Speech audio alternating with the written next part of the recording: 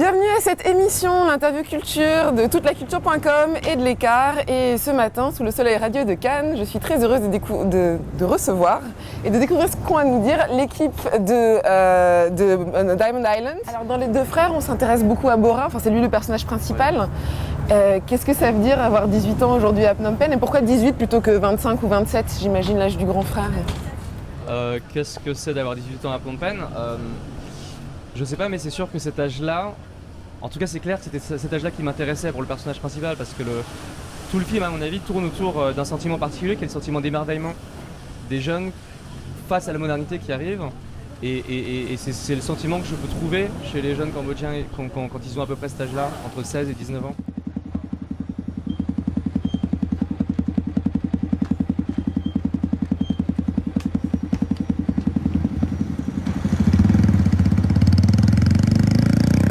Une des premières scènes où on sourit beaucoup et qui est très tendre, je trouve, c'est l'explication de leçons de séduction avec la moto. Je ne sais pas si vous voulez traduire parce que j'aimerais savoir si vraiment la motocyclette c'est un outil de séduction pareil et c'est si important dans la vie de jeunes Cambodgiens aujourd'hui. Et il y avait un truc à un moment où, bon, évidemment, quand on tournait le film, c'était tous des bandes, des groupes de jeunes qui étaient tout le temps sur le tournage. Donc évidemment, il y a des interactions qui se créent vraiment entre les garçons et les filles et tout ça. Et je dirais pas son nom, mais il y avait l'un des acteurs principaux du film qui avait un peu craqué pour hasard.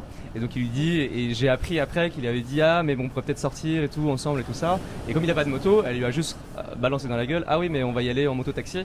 Et ça a fait rire tout le monde, mais c'est bien pour montrer qu'effectivement la moto c'est un symbole hyper important. Les comédiens sont pas des comédiens, ils sont aussi devenus et comédiens, mais vous les avez choisis pour leur personnalité, et c'est à travers leurs yeux qu'on découvre Diamond Island. Et je voulais savoir si c'était la première fois qu'ils le voyaient, comment ils ont appréhendé le lieu.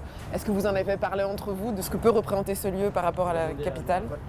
Je me baladais pratiquement tous les jours là-bas, et donc c'est là-bas que j'ai rencontré David, et j'y croyais pas du tout. Je voulais pas croire que je pouvais tourner, et comme ils sont revenus avec Kanita pour me demander, l'aventure est commencée. L'aventure est commencée. Ouais, et en fait la vraie histoire c'est carrément elle m'a posé des lapins en fait pour le casting. Moi je l'ai vue à Diamond Island. Effectivement, elle traîne souvent à Diamond Island, habillée exactement comme dans le film, donc avec son petit haut rouge sexy et son mini short jean bleu clair. Donc c'est comme ça que je l'ai vue. J'ai eu un coup de foudre direct en me disant waouh, c'est sûr que là il y a un potentiel génial et il faut que je la voie. Donc je lui ai dit on passe un casting dans 2 semaines, on est en plein dedans. Et elle me dit oui, et elle est jamais venue. Et j'ai couru après elle pendant 2 mois pour essayer juste de la convaincre de venir passer les essais.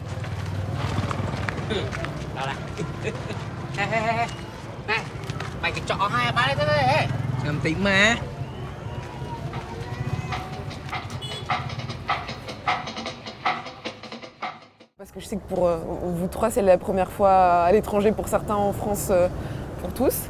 Et vous, truc de ouf, c'est quoi votre plus belle rencontre jusqu'ici dans ces premiers jours de Cannes à la semaine de la critique? C'est le décalage. Hier, on était sur les marches de tapis rouge et je me suis posé la question, mais qu'est-ce que je fais ici? C'est par rapport à ce que je vis là-bas et que quand je suis ici, de se retrouver sur le tapis rouge, je me suis posé la question, mais où est-ce que je suis?